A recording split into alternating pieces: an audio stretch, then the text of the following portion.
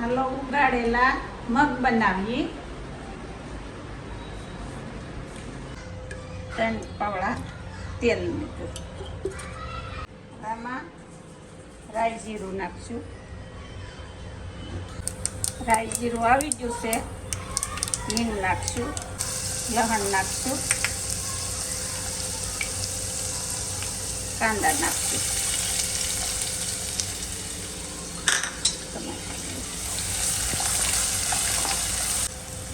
થોડાક ટમેટા નાખી ખટુંડા થાય મગ.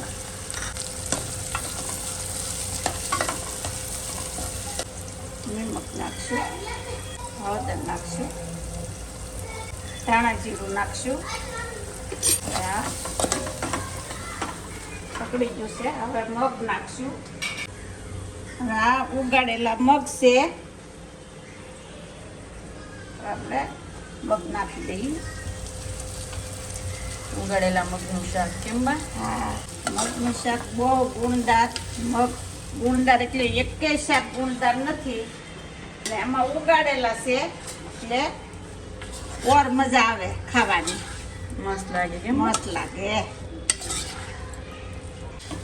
ઉગાડેલા મગ તો આપણે બાફીને ખાઈએ ને તોય બહુ સારા ગુણદાર. ડાયટ કરતા હોય ને હા, એને તો બહુ સારા. લાલ મરચું છે. હલાવી થોડુંક પાણી નાખી દઈએ. પછી ને 5 મિનિટ બા સડવા દે. એમાં થોડુંક પાણી નાખી એટલે સડી જાય. ઢાંકી દેવું આપણે. 5 મિનિટ સડવા દેવું. એકદમ સડી જાય. એકદમ સડી જાય.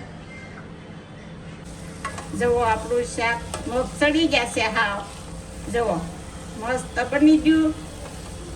ઉગાડેલા મગ. ઉગાડેલા મગ.